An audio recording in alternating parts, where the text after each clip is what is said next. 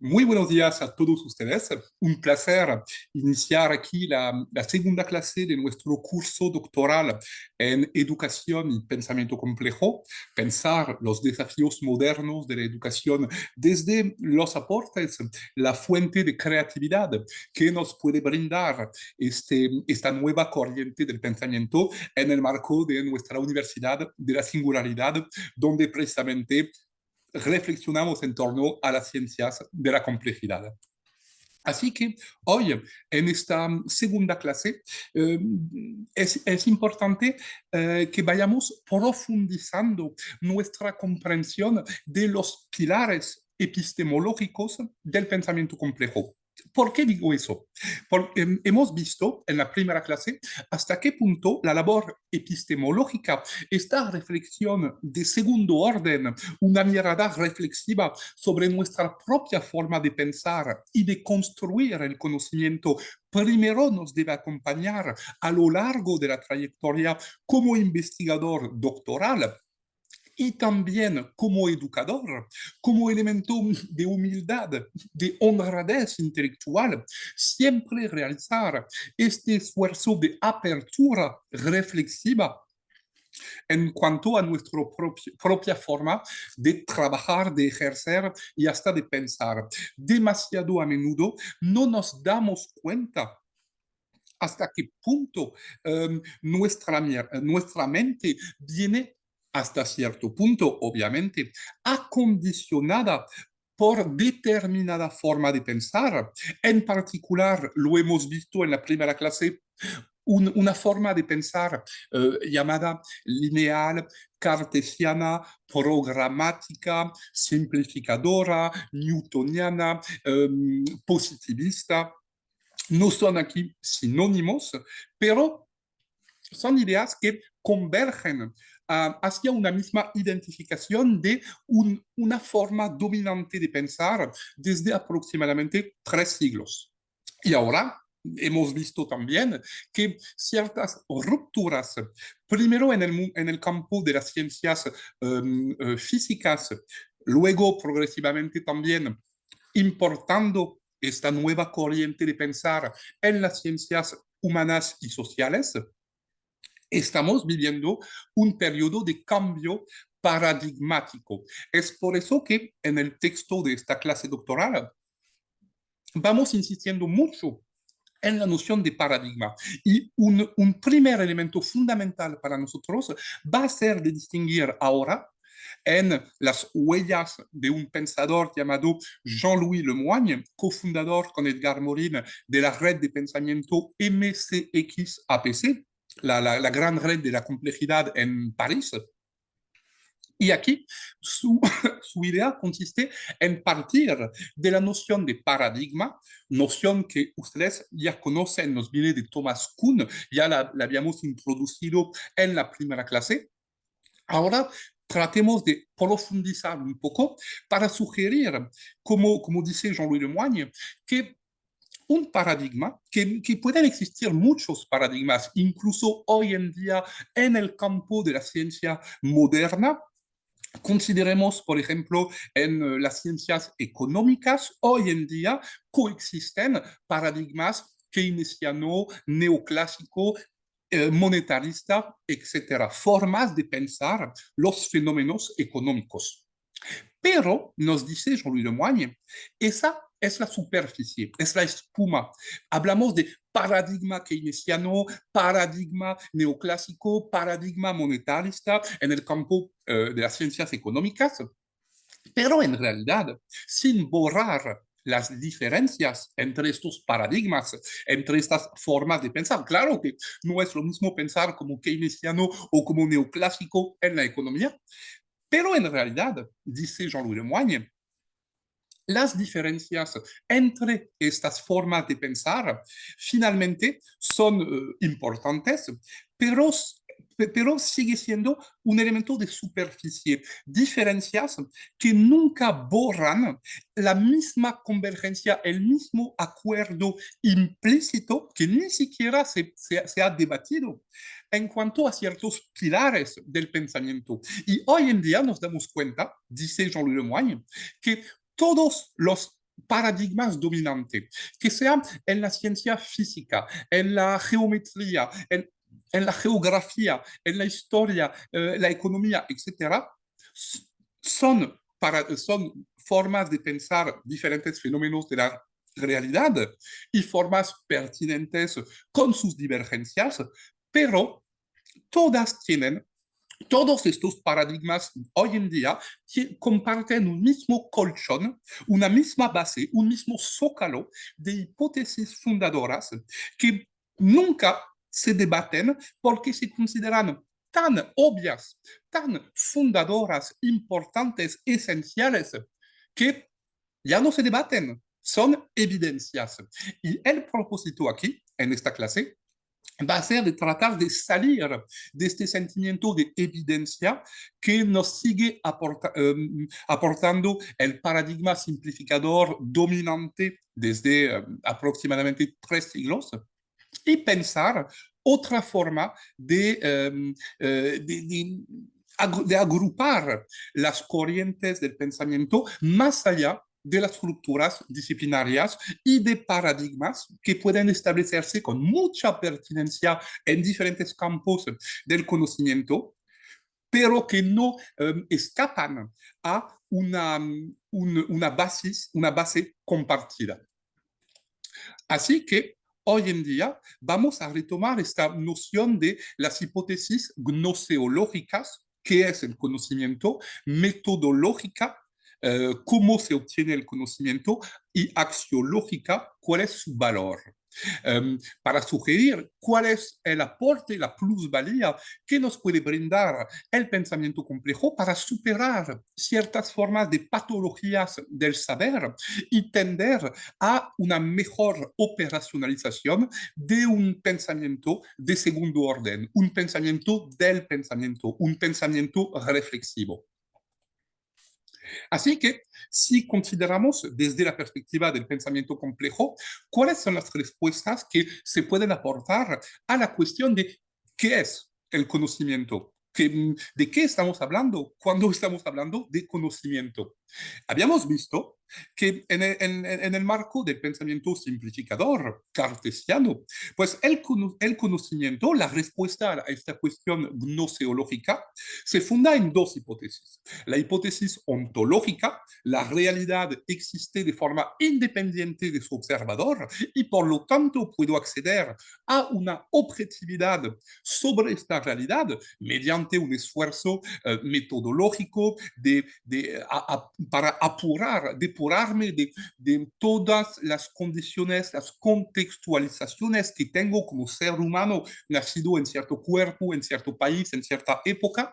Haciendo este esfuerzo de objetivización, voy a alcanzar un estado de objetividad sobre una realidad y puedo alcanzar este estado de objetividad porque dicha realidad existe independientemente de mi voluntad, de mi observación. Y por lo tanto, segunda hipótesis del pensamiento cartesiano positivista, la hipótesis determinista. Si puedo considerar la realidad como independiente del observador, puedo de la misma forma identificar una secuencia de causalidades, de determinaciones reales que se aplican sobre la realidad. Y hasta cierto punto puedo predecir, anticipar el futuro de dicha realidad. Una vez que lograré ubicar toda la red de influencias, de determinismos, de causalidades que se aplican en un fenómeno que sea físico o humano, perdón, lograré entonces predecir, anticipar un terremoto, una huelga, una guerra, lo que sea. Ahora el pensamiento complejo, se imaginan, propone una pareja de hipótesis diferentes sobre la cuestión de qué es el conocimiento. Primero, la hipótesis fenomenológica, que se opone directamente a la hipótesis ontológica, porque aquí nos dice esta hipótesis fenomenológica que en realidad la pregunta no es saber si el mundo externo existe de verdad. No estamos aquí en una postura de ilusión, de escepticismo en cuanto a la realidad del mundo externo. No estamos sugiriendo una especie de película como en Matrix. No, no es eso. La cuestión solo es decir que cualquiera que sea la naturaleza de la naturaleza, de todas formas, solo puedo acceder yo a la naturaleza, al mundo, a la realidad, a través de mis representaciones. Y habíamos visto en la primera clase, como lo dice bien Morin en su libro Los 7 saberes necesarios para la educación del futuro, que solo de todo nuestro cuerpo, de todo nuestro aparato biológico, solo hay un 2% de sistemas de apertura, los oídos, la vista, el gusto, que nos abre, que nos conecta, que nos relaciona al mundo externo. Somos como autistas en nuestro propio cuerpo y postular que sea posible alcanzar una objetividad de verdad sobre la realidad es una ilusión que consiste en pensar que podamos pensar como una especie de Dios, de demonio externo al universo, pero no es el caso.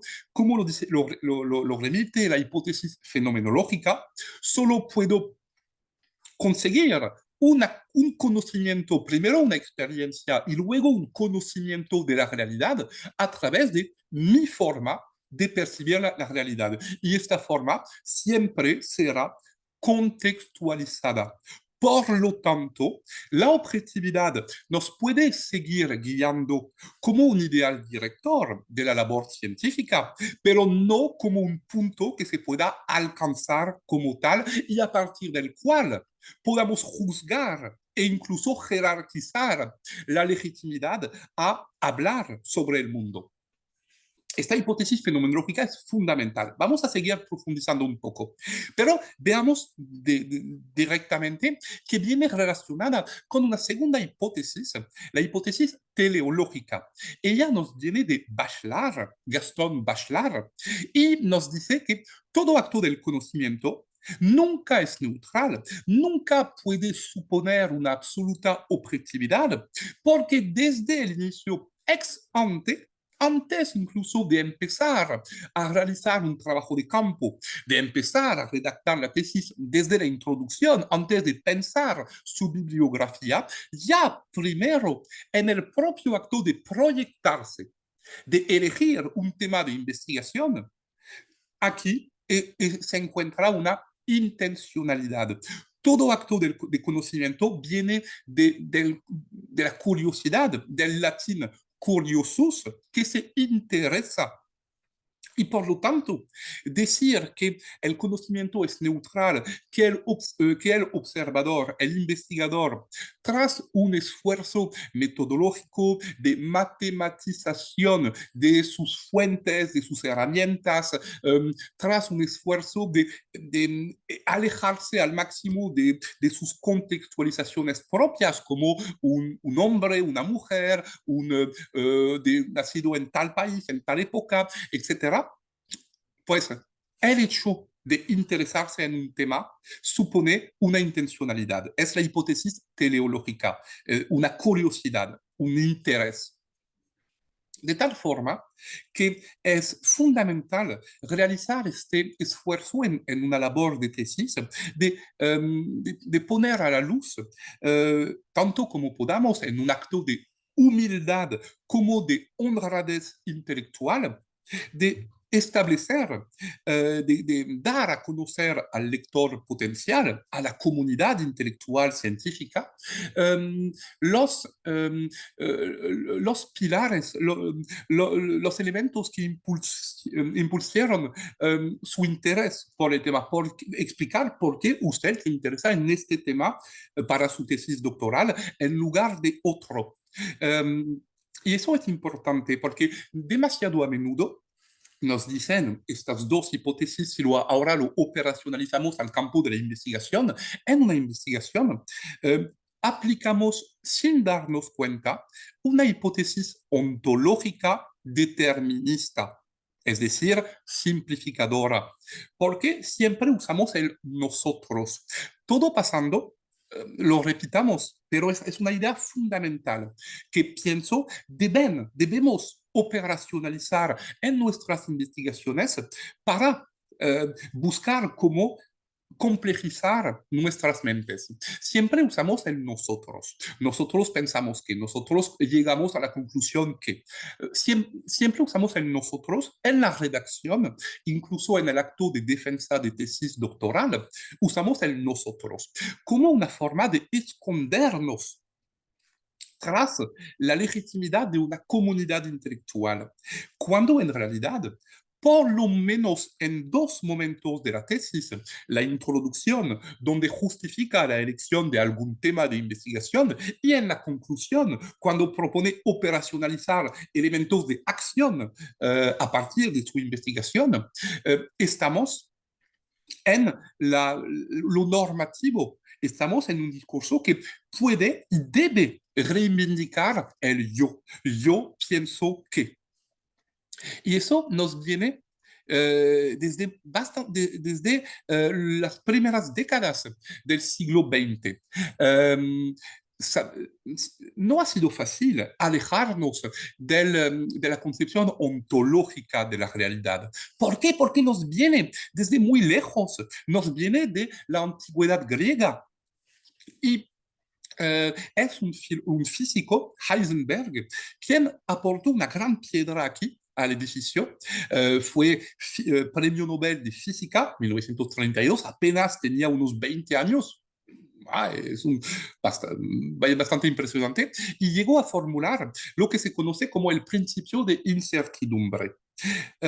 Aquí la intención no es entrar en demasiado elementos de detalle, pero es importante introducirnos. Viene, este principio nació de la observación en la microfísica, la observación de las micropartículas, no de las galaxias, no de la gravedad, de los choques entre fotones, átomos, partículas. Y él llegó a la observación de que el acto mismo de observar la realidad, el hecho de proyectar fotones para obtener luz y poder observar meramente, este rayo de luz choca con fotones y modifica la realidad. El mero acto de observar modifica lo que estamos observando. Pero pueden decir, eso sí, ok, entiendo que se puede aplicar a nivel de las micropartículas y choque de fotón, eso sí lo puedo entender. Pero no me vayan a decir que el hecho de observar el sol en el cielo hace que el sol se modifique. No, no es eso que estamos postulando. Sin embargo, incluso en el caso del sol, solo le veo una porción, una fase y nunca lograr llegar a una determinación completa. El hecho de observar de un lado me impide observar del otro lado.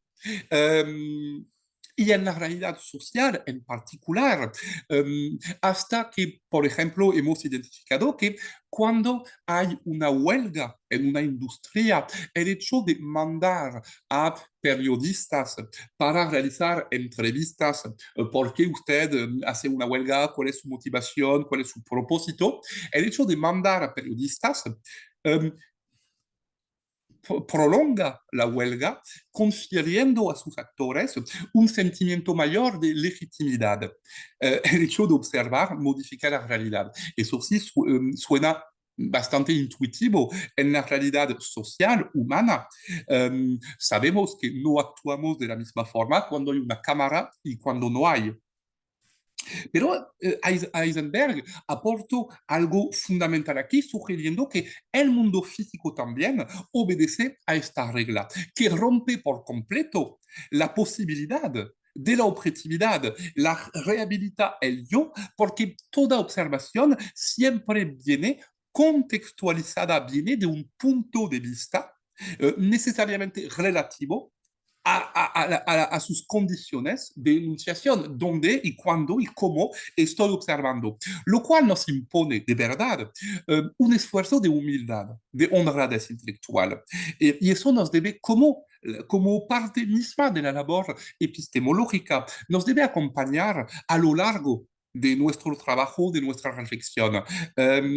Precisamente para tratar de no caer en grandes conclusiones, metateorías que demasiado a menudo se revelan brujerías intelectuales o maneras de forzar la realidad para que pueda encajar en un teorema, en un enunciado bonito, pero no suficientemente complejo como para realmente adaptarse a una porción de la realidad. Esta humildad consiste en decir que uno no puede acceder a la verdad absoluta, nunca, y no es falla, no es falta del conocimiento, falta de esfuerzos.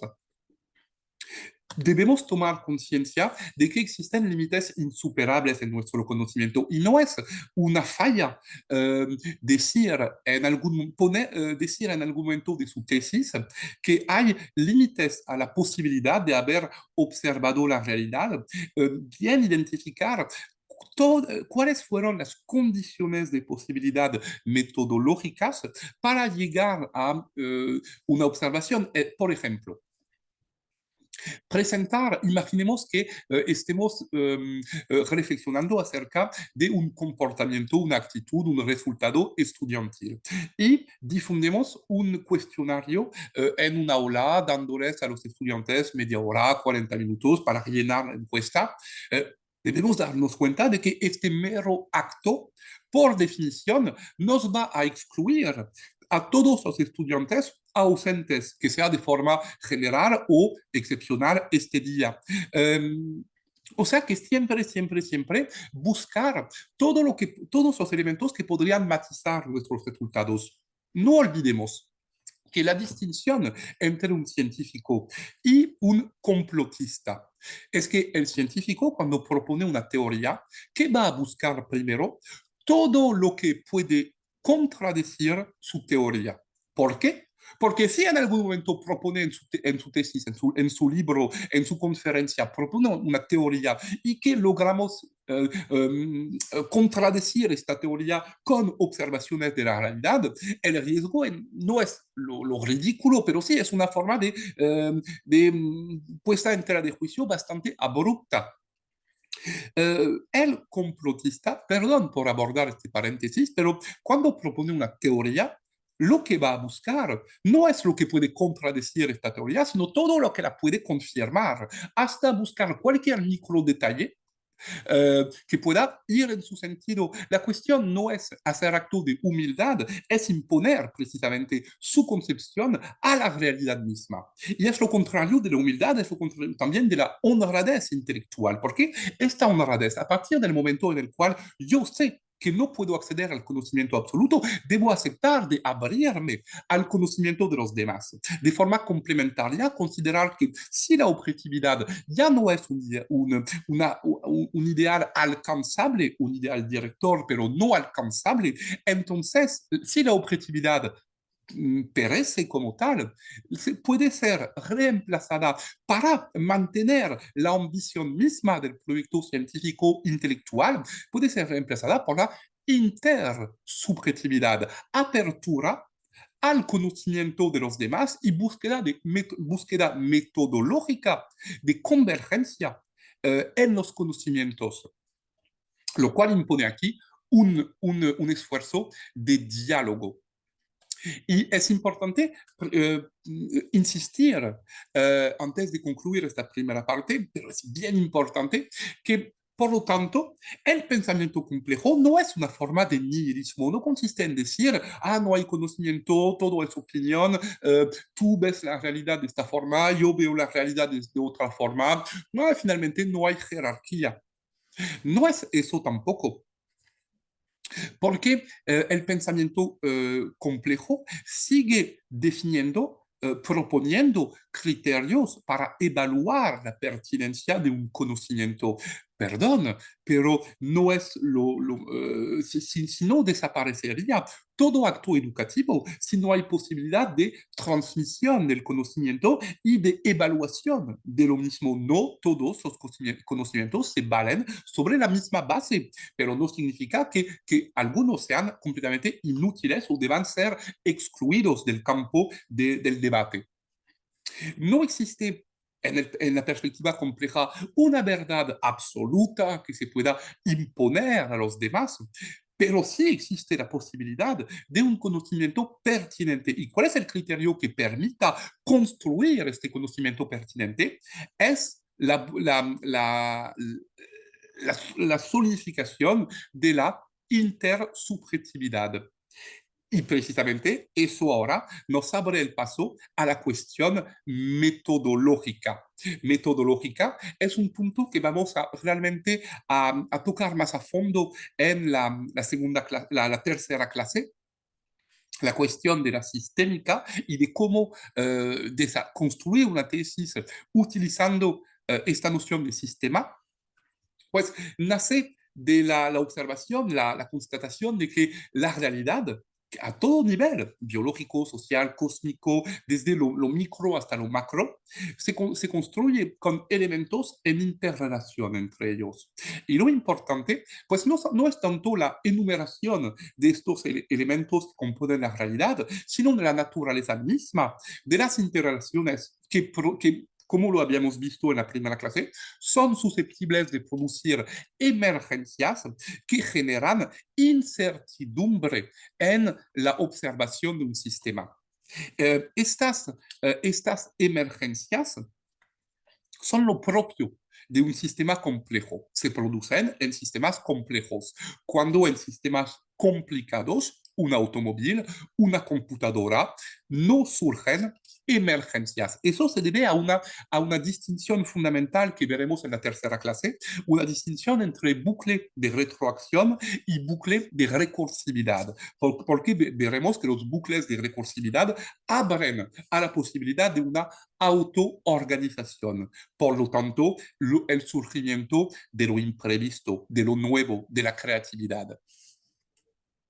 De tal forma que pensar el mundo como sistema, a comparación con la concepción cartesiana que responde a la cuestión de cómo obtener el conocimiento y lo hace diciendo, dividimos para mejor entender. Al revés, Pascal nos dice, es imposible conocer el todo sin conocer las partes. Descartes es lo que dice, yo puedo conocer las partes, no me importa el todo lo entenderé, lo explicaré a partir del conocimiento de las partes. Pascal nos dice es imposible, debo tener una doble mirada hacia el sistema global y las partes al mismo tiempo. O sea que el principio sistémico se opone al planteamiento analítico y nos obliga, por lo tanto, requiere es tan difícil de operacionalizar, porque ya no es decir paso 1, paso 2, paso 3, paso 4, es decir 4 pasos que ver al mismo tiempo. Eso por el momento me voy a detener aquí porque realmente es un elemento que profundizaremos en la tercera clase, pero aquí ya empezamos a construir toda la primera parte de una tesis. Obviamente, los capítulos de su tesis se pueden articular desde diferentes perspectivas y sigan las recomendaciones de su tutor de tesis. Pero no sería falso decir que en una primera parte o en algún momento inicial del desarrollo de la construcción de su argumentación, será pertinente pensar el sistema que está considerando, sistema educativo, sistema del aula, sistema cultural, bueno, a partir de estos 4 pilares que hace el sistema, dónde se encuentra, cómo evoluciona y cuáles eran sus finalidades, sus intenciones iniciales. Vamos a interrumpir por el momento porque ya estamos abordando cosas bastante densas, pero nos quedan para realmente poder concluir esta segunda clase. Nos queda por adelante la cuestión axiológica que es esencial. Muchísimas gracias, como siempre, por su presencia, su paciencia y su confianza.